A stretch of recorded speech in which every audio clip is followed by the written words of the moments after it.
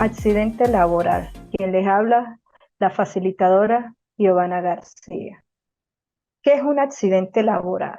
Es todo suceso repentino que sobrevenga por causa o en ocasión del trabajo y que produzca en el trabajador una lesión orgánica, una perturbación funcional o psiquiátrica, una invalidez o la muerte.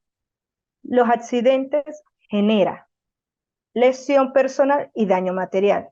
También tenemos lo que son los incidentes, que es pérdida de tiempo. ¿Qué es un incidente? Ejemplo, estamos en una empresa donde se desprende una lámpara, pasa un trabajador, más la lámpara no lo golpea, no le genera lesión y no genera que tenga un reposo ese trabajador. Simplemente genera pérdida de tiempo. ¿Por qué? Porque hay que volver a instalar la lámpara adecuadamente para evitar que se desprenda. ¿Qué es accidente de trabajo de acuerdo a lo que dice la LOTSIMA en el 69? Se entiende por accidente de trabajo todo suceso que produzca en el trabajador o la trabajadora una lesión funcional o corporal, permanente o temporal, inmediata o posterior, o la muerte, resultante de la acción que pueda ser determinada o sobrevenida en el curso del trabajo por el hecho o con ocasión del trabajo. Serán igualmente accidentes de trabajo la lesión interna determinada por un esfuerzo violento o producto de la exposición a agentes físicos, mecánicos, químicos, biológicos, psicosociales, condiciones meteorológicas, sobrevenido en las mismas circunstancias. Cuando hablamos de lesiones internas por esfuerzo violento, es cuando hacemos un levantamiento de carga dentro de la empresa de 20 kilos o más de 20 kilos y se produzca una lesión a nivel de la lumbar, siempre y cuando el dolor se produzca en el momento. Ahí entra también lo que son las hernias inguinales, siempre y cuando sea durante la jornada de trabajo y realizando una actividad de esfuerzo. Los accidentes acaecidos en acto de salvamento y en otros de naturaleza análoga, cuando tengamos relación con el trabajo. No sé si ustedes han leído en las noticias sobre unos accidentes que ocurrieron en Barinas, donde un trabajador ingresa para abrir una compuerta. Lo que pasa que en esa empresa pues había desechos orgánicos, había mucha acumulación de gas. El trabajador no salió y los otros compañeros empezaron a ingresar para sacarlo. Ingresó el primero, ingresó el segundo y nada. ¿Por qué no salían? Como lo expliqué anteriormente, había mucha concentración de gases y eso de alguna manera pues afecta a nivel respiratorio y lo que genera es la muerte. Murieron como 3, el cuarto quedó lesionado a nivel respiratorio, pero eso es un accidente laboral. Para los otros 3 que fallecieron es un accidente laboral mortal, que es otra cosa. Los accidentes que sufre el trabajador o la trabajadora en el trayecto hacia y desde el centro de trabajo, siempre que ocurra durante el recorrido habitual, salvo que haya sido necesario realizar otro recorrido por motivos que no sean imputados al trabajador o la trabajadora, y exista concordancia cronológica y topográfica en el recorrido. ¿Qué quiere decir esto? Que el trabajador salió, generalmente agarra transporte público, buseta. Ese día llovió, hubo un derrumbe, perdón, y no pasa por la vía que siempre está acostumbrado a pasar ese transporte público, sino que se desvía. En el momento de desvío, eh, ejemplo, la buseta se le pichó un caucho o chocó con otro vehículo y los que iban en ese transporte salieron lesionados. Eso no es imputable al trabajador porque lamentablemente se tuvo que desviar.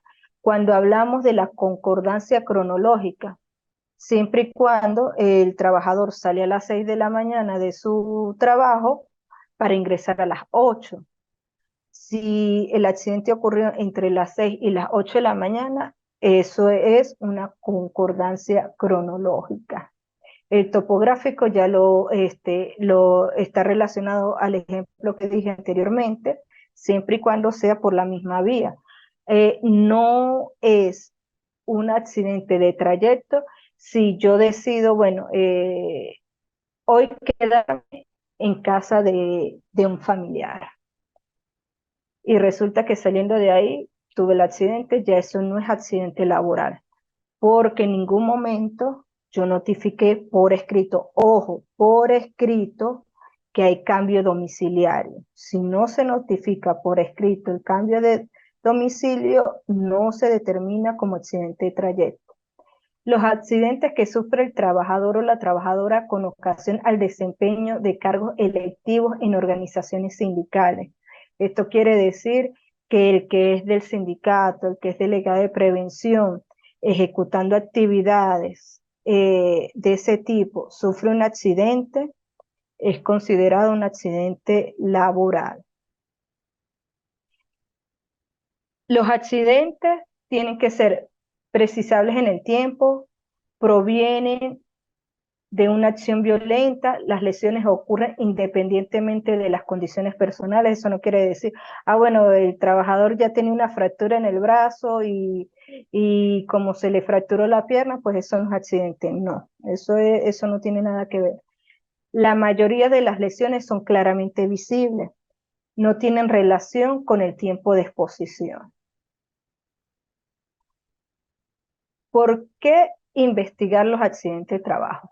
Primero, con fines preventivos, para evitar accidentes similares, descubrir nuevos peligros, implantar medidas correctivas, para elaborar estadísticas, compararse con otros países, conocer frecuencias y establecer prioridades. También pueden compararse con una empresa de su misma rama. Fines legales para elaborar programas y planes específicos. ¿Quién tiene la responsabilidad legal de declarar los accidentes laborales? Como lo establece la LOCIMA en su artículo 73, el empleador debe informar de la ocurrencia del accidente de trabajo de forma inmediata ante el INSACEL. El comité debe informar también al comité, al Servicio de Seguridad y Salud Laboral y el sindicato. La declaración formal de los accidentes de trabajo y de enfermedades ocupacionales deberán realizarse dentro de las 24 horas siguientes de la ocurrencia del accidente o diagnóstico. Cuando hablamos de enfermedades, ejemplo, yo hago una actividad de levantamiento de carga constantemente y empiezo a sentirme mal, voy al médico y resulta que me diagnosticaron que tengo eh, discopatía lumbar, ejemplo, L4, L5, nada más al momento de tener el diagnóstico y emitirlo en la empresa, entregarlo a la empresa, tiene 24 horas para notificarlo al INSACER. El deber de informar y declarar los accidentes de trabajo y las enfermedades ocupacionales será regulado mediante las normas técnicas de la presente ley. No simplemente está la LOCIMA, está el reglamento parcial de la LOCIMA, las normas técnicas también están. ¿Quién tiene la función de investigar los accidentes laborales? Eso es muy claro, el Servicio de Salud y Seguridad en el Trabajo, como lo establece el 40 de la LOCIMA dentro de las funciones del servicio. En su numeral 14 dice que investigar los accidentes de trabajo y las enfermedades ocupacionales a los fines de explicar lo sucedido y de adoptar los correctivos necesarios, sin que interfiera con la competencia de las autoridades públicas, en este caso el INSACEL.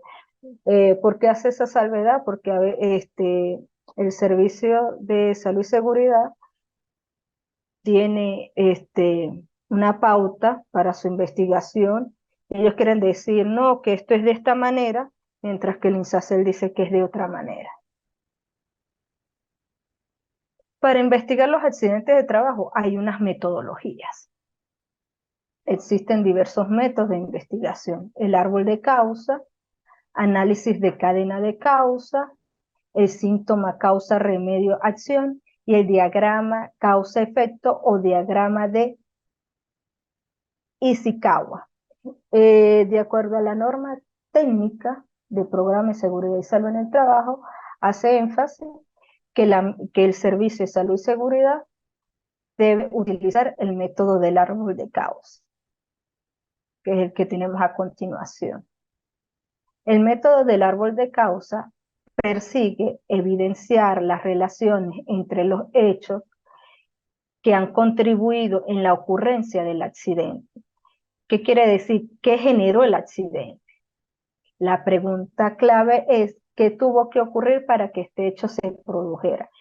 Para investigar un accidente, lo primero que uno tiene que decir, ¿qué tuvo que ocurrir para que se produzca el accidente? Se persigue reconstruir circunstancias existentes en el momento inmediatamente anterior al accidente y que permitieron la materialización del accidente. En lo personal, yo recomiendo en una hoja colocar la lesión, ejemplo, fractura. ¿Por qué ocurrió la fractura? ¿Por qué se cayó? ¿Por qué se cayó? Porque el piso estaba mojado. ¿Por qué el piso estaba mojado? Ah, porque había una gotera en el techo. ¿Y por qué hay una gotera en el techo? Porque no se le ha hecho mantenimiento. Así sucesivamente uno va respondiendo el porqué de las cosas.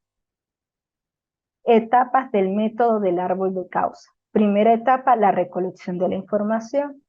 Segunda etapa, construcción del árbol. Tercera etapa, determinación y clasificación de las causas. Primera etapa, recolección de la información. Consiste en recabar todos los datos sobre el accidente, actividad que se realizaba, acción específica que se ejecutaba, condición en que se realizaba la actividad o acción, agentes materiales que generó la lesión, condiciones de agentes materiales, condición de puesto o lugar de trabajo, condiciones en que se ejecutaba la actividad o acción, habituales, temporales, improvisadas. ¿Por qué habla de esto? Porque, bueno, ejemplo, eh, hoy no vino el mensajero y yo mandé a Pedro Pérez a que hiciera que trasladara, que fuera al banco, ejemplo, a pagar la planilla del CENIA, eh, o que fuera a pagar algo, vamos a colocarlo así. Pedro Pérez no hace esa actividad porque no es mensajero. Él es un trabajador del área de producción, pero por la urgencia de la situación se le está improvisando esa actividad. Y resulta que en el momento que sale de la empresa al banco, tiene un accidente de tránsito. Eso es un accidente laboral. Formación, experiencia del accidentado para ejecutar la actividad de la acción. Todo trabajador que ingresa a todo centro de trabajo debe ser formado. Así diga que se sabe hacer la actividad 20.000 veces. Voy a poner el ejemplo de los maestros panaderos. Los maestros panaderos no les gusta recibir formación porque ellos aprenden empíricamente, porque su papá, sus abuelos, sus tíos, alguien les enseñó. Y ellos tienen la costumbre de meter la mano dentro de la máquina sobadora en movimiento. Ellos pueden tener 30 años haciendo esa actividad y meter la mano y nunca les ha ocurrido nada. Pero nunca falta el día en que eso llegue a ocurrir. ¿Por qué? Porque ya hay exceso de confianza. ¿Por qué? Porque no todos los días nos paramos de la misma manera. ¿Por qué? Porque no todos los días tenemos los pensamientos claros. Hay cosas externas que influyen en la actividad del trabajador. Procedimiento de trabajo aplicado. Todos aquellos datos complementarios que se juzguen de interés para describir secuencialmente cómo se desencadenó el accidente. Criterios a considerar en la recopilación de información. Evitar la búsqueda de responsables, evitar hacer juicio de valores durante la toma de datos. Los mismos serán prematuros y podrían condicionar desfavorablemente el desarrollo de la investigación. En la norma técnica, la NT 01-2008 y la NT 04-2023 indican dentro de esa norma no se puede hacer juicios de valores. Continuamos. Realizar la investigación del accidente lo más inmediatamente posible a la ocurrencia del hecho, obtener declaraciones, si es posible, del propio accidentado, testigos presenciales, otros trabajadores que ocupen o hayan ocupado ese puesto de trabajo, mandos, miembros de la organización preventiva de la empresa y representantes de los trabajadores. Delegado de prevención, es conveniente realizar la entrevista de forma individualizada. ¿Para qué? Para evitar eh, que digan las mismas cosas. En el momento que usted interroga a cada trabajador por separado, puede tener más amplitud para determinar las causas que generaron el accidente. ¿Qué son los hechos? Son datos obtenidos. Se encarga de recibir o medir una situación. No hace falta investigarlos, ya que son afirmaciones que se hacen con total certeza, nadie las puede discutir porque son reales.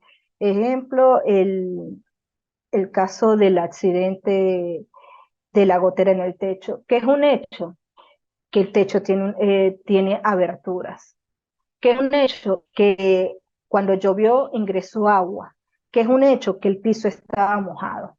Interpretaciones, informaciones justificativas o explicativas de un suceso basadas en normativas no corroboradas. Juicio de valor, opiniones personales o subjetivas de la situación. ¿Qué es un juicio de valor? Ay, bueno, esa que nunca ve que el piso está mojado. Un ejemplo, por decirlo de esa manera. Cuando me interrogan, yo digo, ay, no, esa nunca ve que el piso está mojado y se cayó. Por eso se cayó, porque no ve. Eso es un juicio de valor. Segunda etapa de la construcción del árbol de causa. Es necesario un razonamiento lógico. Las preguntas que se realizan sistemáticamente son: ¿cuál es el último hecho? ¿Qué fue necesario para que se produzca el último hecho? ¿Fue necesario otra cosa? Ejemplo, lo del el agujero del techo. Fractura. ¿Cuál fue el último hecho? Que el trabajador o la trabajadora tuvieron una fractura de miembros inferiores. Ejemplo.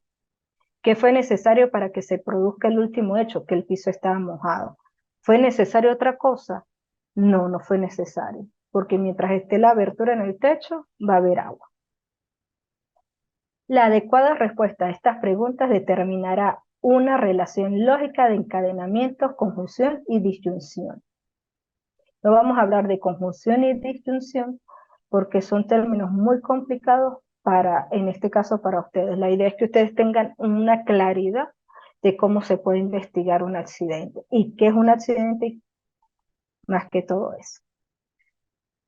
Determinación y clasificación de las causas. En la determinación de las causas debemos considerar el siguiente criterio. Las causas deben ser siempre agentes, hechos o circunstancias realmente existentes en el acontecimiento. Nunca lo que se supone que debían o podían haber existido. Solo pueden aceptarse como causas las que se deducen del hecho probados y una de las que se apoyan en meras suposiciones. Y nunca en las que se apoyan en mera suposición. Que es un hecho que el trabajador se cayó. ¿Por qué se cayó? Porque está el piso mojado. Eso es un hecho. Acciones personales. Es cualquier acción, cosa que se hace o falta de acción. Cosas que no se hacen, que pueden conducir a un accidente debido a la carencia de conocimiento y habilidades del trabajador o trabajadora para realizar tareas o actividades. Ejemplo, eliminar los dispositivos de seguridad. Generalmente en las empresas donde hay maquinaria, los trabajadores tienden a eliminar esos dispositivos de seguridad para que en este caso las maquinarias funcionen más rápido. A veces ni siquiera son los trabajadores, son los mismos ingenieros de producción que mandan a eliminar esos dispositivos.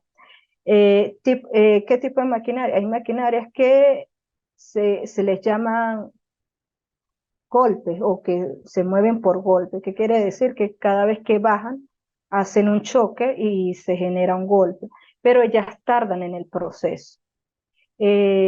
¿Con qué fin? Con el fin de que cuando la máquina abra, el trabajador pueda sacar el material e introducir el nuevo. En unas troqueladoras, esas máquinas se ven en las fábricas de troquelado, en las fábricas donde doblan aluminio, en las fábricas de torno, donde hay mucha fabricación.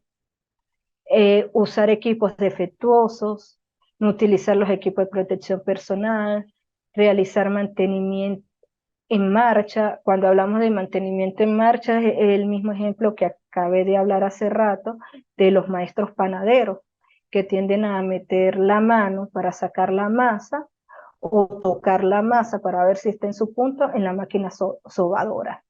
Cuando hablamos de utilizar los equipos de protección personal, ejemplo, es más, lo vi ayer, lo voy a decir claro y conciso, lo vi ayer en la calle, un camión que estaba parado sobre la acera, sobre el camión, el techo del camión estaba parado un trabajador y este estaba soldando sin protectores, lentes.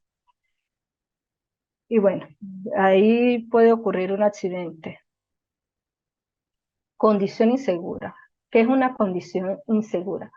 Es cualquier situación o característica física o ambiental previsible que se desvía de aquella que es aceptable, normal o correcta, capaz de producir un accidente de trabajo, como lo dije ahorita, lo que vi ayer, observé en la calle. El camión no se estacionó derecho, sino dos cauchos estaban sobre la acera y los otros dos cauchos estaban sobre el pavimento. Eso es una condición insegura. La otra condición insegura, el trabajador montado sobre el techo, sin arnés, sin ningún elemento que lo pueda atrapar al momento de una caída de diferente nivel.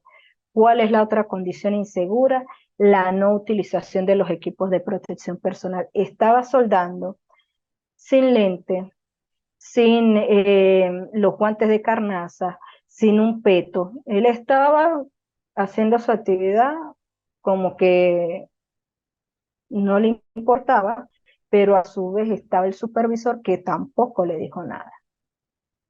Ejemplo, protecciones y resguardos inadecuados, equipos de protección inadecuadas o insuficientes, herramientas de protección inadecuadas o insuficientes, espacio limitado para desenvolverse, sistema de advertencia insuficiente, peligro de exposición o incendio, orden y limpieza deficiente en el lugar de trabajo, condiciones ambientales peligrosas, gases, polvos, humos, vapores, exposiciones a ruido, exposiciones a radiaciones, exposiciones a temperaturas altas o bajas, iluminación excesiva o deficiente. Cuando hablamos de exposiciones a radiaciones, son ionizantes y no ionizantes. Hay dos tipos de radiaciones, para que lo tengan en conocimiento. Dentro de las causas básicas tenemos los factores personales, que esos son los que son las partes que generan los accidentes, que es la falta de información, desconocimiento de los riesgos, los factores de trabajo, la falta de supervisión, evaluación insuficiente de riesgos, instrucciones insuficientes para el trabajo, mantenimiento de maquinaria inexistente, procedimiento de trabajo inadecuado o inexistente o peligroso. Encadenamiento de las causas. Se deben relacionar las causas inmediatas con las causas básicas. ¿Qué es una causa inmediata? Un ejemplo, cuando yo hablé de que el trabajador se cayó y tuvo fractura. ¿Cuál es la causa inmediata? Caída de su propia altura. ¿Por qué? Porque se resbaló y cayó. ¿Cuál es la causa básica? Falta de mantenimiento, porque donde En el momento que arreglen el techo, obviamente no va a haber acumulación de agua en el piso. Preguntándose por qué se han presentado esas causas inmediatas, qué han materializado el accidente, qué causas básicas explican la aparición de las causas inmediatas y qué ha fallado en el sistema de gestión de seguridad y salud en el trabajo para que esto haya sucedido y no se haya establecido el adecuado sistema de control que hubiera previsto el peligro, la situación de peligro y el suceso que lo podía desencadenar. Cuando hablamos de este encadenamiento, ¿qué falla, perdón, qué falla en la gestión de seguridad y salud cuando hay acumulación de agua en el piso? Toda empresa o organización tiene varios tipos de departamentos, pero el de seguridad y salud laboral está por debajo de presidencia o dirección, en lo que es la parte de organigrama. Y ellos, a su vez, deben indicarle a cada departamento, en este caso de mantenimiento, de producción, de compra, eh, todo lo que requieren en materia de salud y seguridad.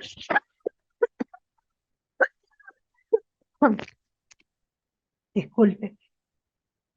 Eh, porque ellos tenían que comunicarse con el departamento de mantenimiento, porque si vienen observando que hay acumulación de agua en el piso, que es lo más lógico, el arreglo del techo. Mientras eso se haga oportunamente, se disminuye el riesgo de caída por piso húmedo, porque vamos a estar claros, el riesgo nunca se elimina, se minimiza. Yo puedo pasar 20.000 veces por el mismo lugar. Si hay agua en el piso, la probabilidad de caerme es un 50%. La probabilidad de tropezarme con un objeto por ese camino es un 50%. ¿Cuál es la idea? Eliminar esa probabilidad. Que la persona se cayó, no había agua, no había objetos en el piso, simplemente que se le dobló el pie y se cayó. Eso es otra cosa, pero las probabilidades se fueron eliminando por agua en el piso y por objetos en el piso. Para relacionar las causas inmediatas con las básicas, es importante encontrar las respuestas a las siguientes preguntas. ¿Por qué se produjo esa acción personal? ¿Por qué apareció esa condición insegura? ¿Qué falló o qué no existe en el sistema de gestión de salud y seguridad en el trabajo que permitió esa acción personal o condición insegura? Las causas básicas ayudan a explicar por qué las personas realizan las acciones personales y por qué existen condiciones inseguras. Un trabajador no podrá ejecutar un procedimiento seguro de trabajo si no se le ha enseñado ese procedimiento.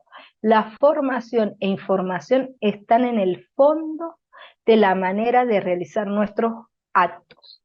Un trabajador que maneja un equipo de trabajo que requiere un manejo preciso y especializado no podrá hacer uso del mismo con eficiencia y con seguridad si no ha sido debidamente adiestrado en su manejo. De forma similar, un mantenimiento deficiente de maquinaria y equipo va a facilitar la existencia de condiciones inseguras. Cuando hablamos que es necesario que el trabajador sea formado, es muy importante, porque cuando se hace la contratación del personal, en el currículo pueden decir muchas cosas, pero en el momento que el trabajador está en el sitio, la realidad es otra. Yo puedo colocar en mi currículo y decir que manejo un montacarga, y cuando estoy dentro de la empresa, puedo manejar el montacarga, pero desconozco ciertas funciones del montacarga. Generalmente los trabajadores dejan que otros compañeros se suban en las horquillas, trasladan a esos trabajadores en las horquillas de los montacargas y elevados. Eso genera una condición insegura. Si yo no sé usar todos los dispositivos del montacarga, yo puedo retroceder y llevarme a alguien. Si yo no sé cuál es el espacio por el cual debe trasladarse el montacarga, yo puedo generar un accidente. Espero que les haya gustado la clase. Cualquier información, me avisan si tienen alguna duda. Gracias por su asistencia.